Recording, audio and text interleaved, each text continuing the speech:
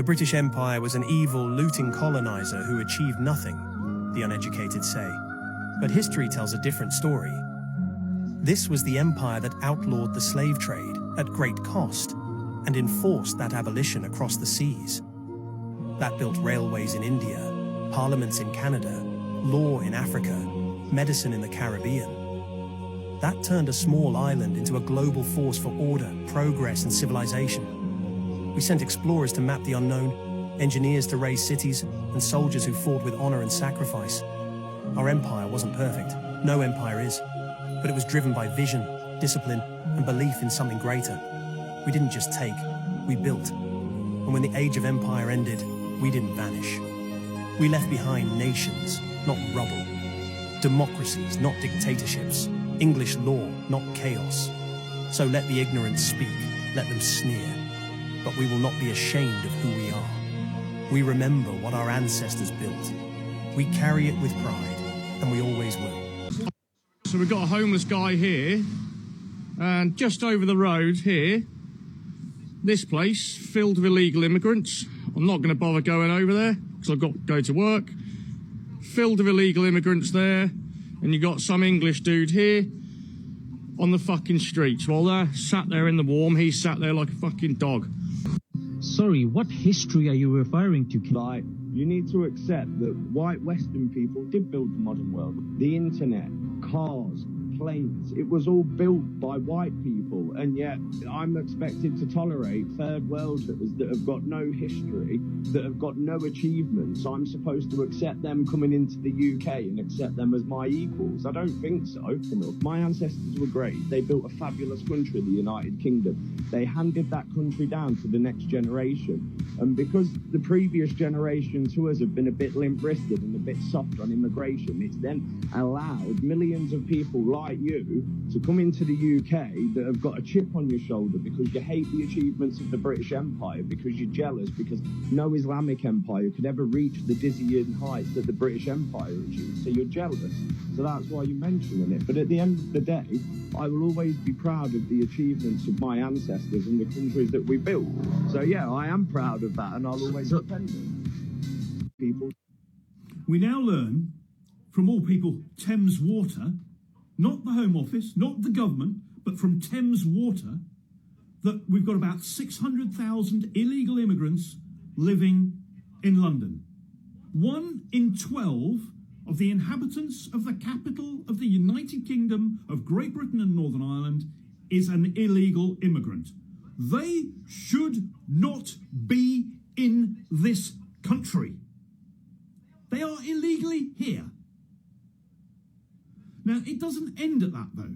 Thames Water has done this survey, this study, this investigation, because they are trying to manage the demand on their infrastructure. Now, we all have heard about the sewage leaks a little while ago, and quite rightly, the water companies have been blamed for those leaks, the negligence and the lack of investment. But there is another pressure that has caused that has contributed towards that, and that is the sheer weight of numbers in this country, coming into this country. And the companies that run the infrastructure have to get ahead of the game. It's very difficult when half of the people coming here, well, there's around about 1 million in the country, are not here legally. So they've got to get ahead of the game. And it's not just the water companies. It's all of the infrastructure in this country is buckling. It's under huge strain. And we're all paying a daily price for that, practically and financially. But it doesn't end there, does it? Because what we're also seeing with this massive rate of immigration is the importation of conflicts from abroad. We're seeing conflicts that are playing out abroad being imported here by immigrants from the communities involved over there. We're seeing them play out on our streets. We're also seeing behavioural and cultural norms that are fine elsewhere, they're accepted elsewhere, but they clash with our own rule of law, with our own social values, beliefs, whatever you want to call them, and laws. And they bring them here. One example is knife crime. We have seen an explosion in knife crime in the last 20, 25 years. And that is because of immigration. importing people, bringing people here from other parts of the world where carrying a knife is more normal behaviour. It's sort of acceptable. In fact, it's almost fashionable. And we bring those people here. We are adding to our problems. We are not reducing them. Terrorism. How many people who have committed terrorist acts, not just here, but in mainland Europe, have been brought here? They are immigrants, they are whatever they are, but they are not our own people. Now, I don't mean that in a judgmental way. They're from another place. They clash. Their culture, their values, their beliefs clash with ours. We know, for example, that the Southport attacker was partly motivated by terror groups and partly motivated by hatred of colonialism and the British and white people. It was racist. It was terror-related. And our Prime Minister denies it, and our government's been denying it, and our CPS have been covering over it. You know, how the hell are the British people supposed to respond to all of this? Do you expect us just to take it, all passively? We have voted time and time and time again for immigration to be reduced. You've ignored us. We've voted time and time again for our borders to be properly managed and secured. You've ignored us. We voted time and time again for the rule of law to be enhanced. You've ignored us.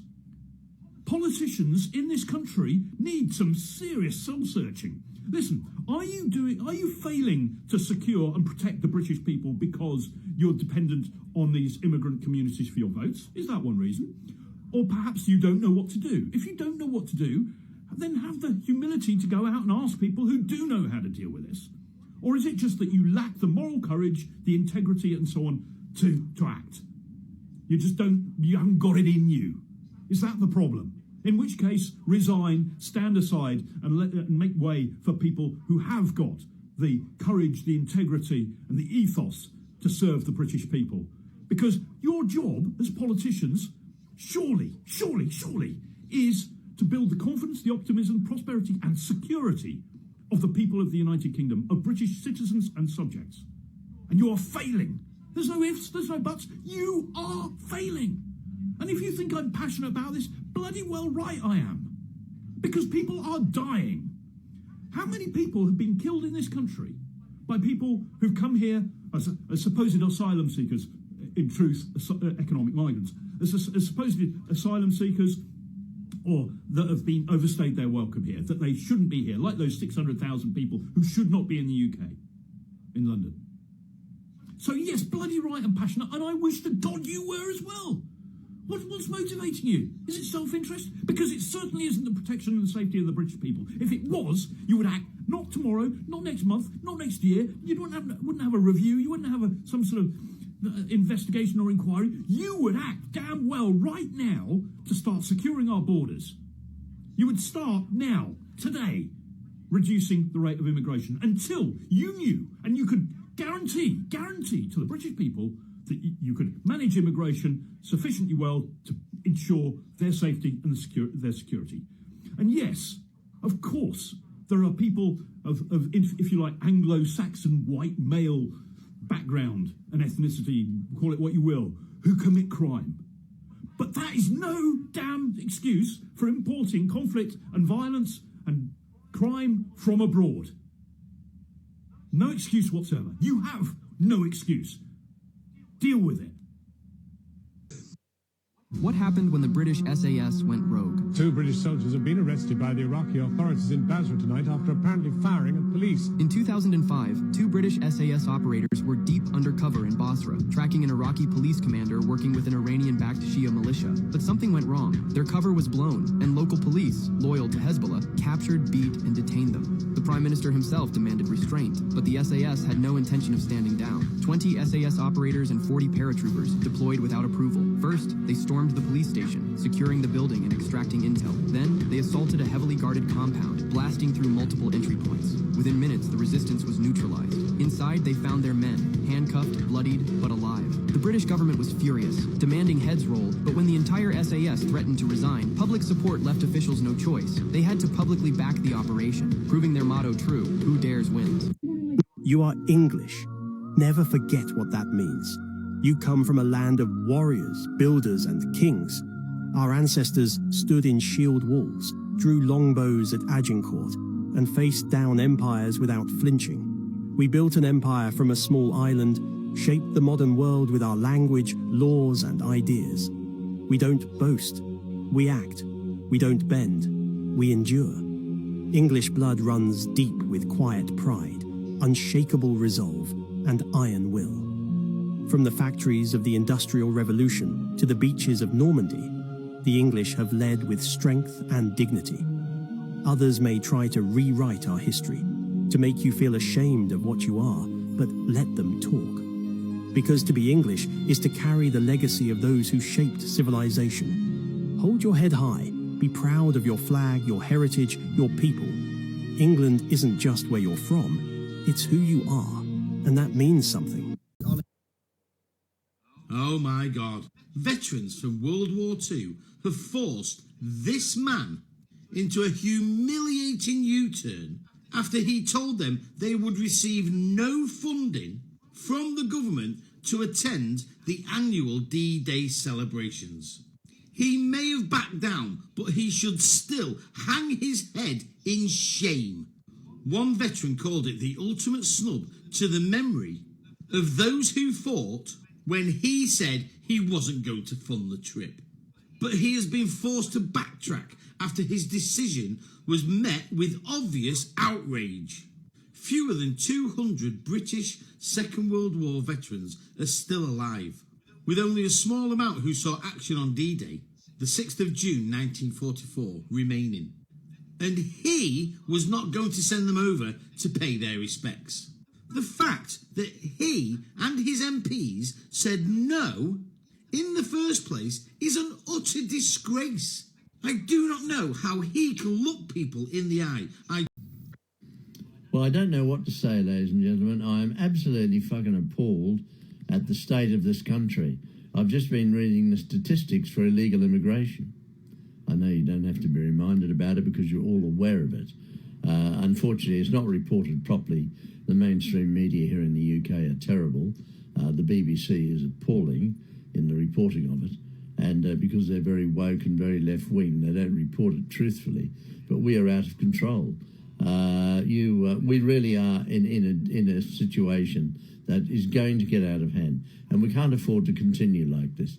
I read that it costs about £50,000 per illegal, and 700 arrived on one day last week. I can't remember what day it was, Tuesday or Wednesday of last week. This past week, that is. Can you imagine? How are they getting over here? Where are they getting the boats from? I've gone on about this so many fucking times. They're coming from a shop or somewhere in fucking France. The French know about it. We give them $500 million a year, apparently, to police it and stop it. What do? They give them life jackets and go, off you go to the UK. We don't want you here. And they're coming over in their droves. And we are building up to a catastrophe. Here in the UK, and Ireland has the same problem, and of course Europe. But Europe is turning against it, and it will happen here, and it will be bad. Unless somebody does something about it pretty fucking soon, but this Labour government. Look at him. Can you stand the way he talks? You know I'm talking about Sir Keir Starmer. Oh my God. And the opposition, I like Kibby. I think she's lovely. But she's not strong enough. She's got the ability to do better. And I want her to do better. She is the major opposition party. Ed Davey and the Liberal Party, well, they're a joke. Just forget about him, even though he's got 70-odd members. Reform, well, maybe that's the future, but at the moment they've torn themselves to shreds over the last couple of months, and that hasn't done them any favours. I don't know if there was an election tomorrow, who would you vote for, ladies and gentlemen? I don't know. I certainly wouldn't vote Labour, but I told you not to last time, and you did, in your droves, and they've got a supermajority. They can do whatever they fucking like, and there's nothing we can do about it. And you've got the Foreign Minister, David Lammy, wanting to give all that money to the Chagos. I mean, that deal in the Chagos Islands and Mauritius, what a fucking joke that is. But we have homeless here in the UK. We have vets. The suicide rate amongst vets in the UK is terrifying.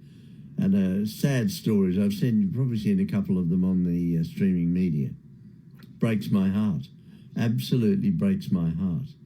I don't know what to say, and I just wish some politician somewhere that could inspire us all. But I look around the world, there are none. There are none. You have President Donald Trump in America. I don't know what to say, really. Of course, I'm a Republican supporter, and I support some of the things he's done, but unfortunately, I don't think it's going very well in the tariff war. As far as I can see from what I'm reading and looking at, the only big winner is going to be anybody but America.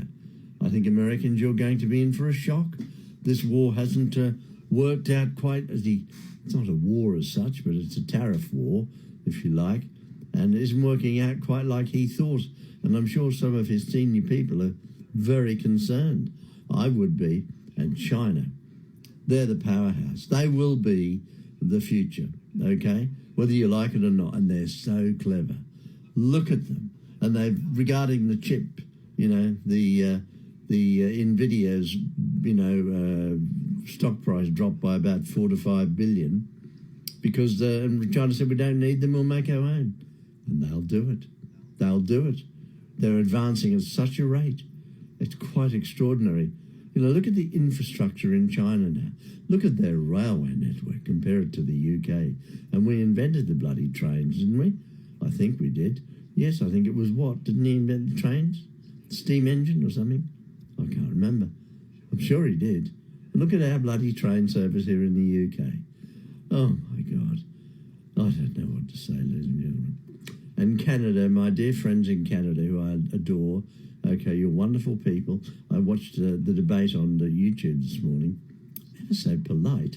I thought it was amazing. But anyway, Carney seems to have won the debate, although I thought Poilievre was very good, the Conservative leader, but apparently Carney and the Liberals are leading in the polls, so more of the same. That's what Trudeau did, didn't he? And I know Art Carney, it's a slip of the tongue, but quite a funny one. Mark Carney, he was the governor of the Bank of England here for a number of years. Absolute disaster. And he invented quantitative easing, printing pounds sterling by the billions, causing us big problems. And then he left with his huge bonus. So Canada, if you vote for him, I won't have any sympathy for you. Get the Conservatives in over there, surely. Mind you, Australia, you've got an election coming up, or it's on, I can't remember, I lose track. And you've got the Labor Party over there with Albanese, or whatever his name is. I was talking to a colleague of mine who lives in Sydney. He was telling me how much he pays for this little 2-bedroom flat. I couldn't believe it. Absolutely. I mean, it blew my mind. Dearer than London. I was looking up London prices this morning. Not far from what...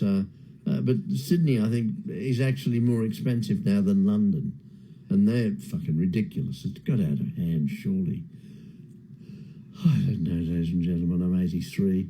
And I apologise for my appearance. I'm getting there, but I can't shower at the moment because of the dressings. Not that it matters. The last thing I can think about is worrying about having a bloody shower. I can at least shave, which I did. Still got the bruising under the eye. It seems to be going away a little bit. And I'm hoping to get some of that dressing taken off. But it's been a struggle, and at night I just don't sleep at all. I can't sleep on my left side because of this stuff. And I wake up in the morning, or I wake up, I fucking toss and turn all night. And I'm more knackered than when I went to bed. But anyway, it is what it is. It's, anyway, Good Friday. Have a wonderful Easter. And I'll speak to you all soon. Take care. And thanks again for the views and the likes. It's much appreciated.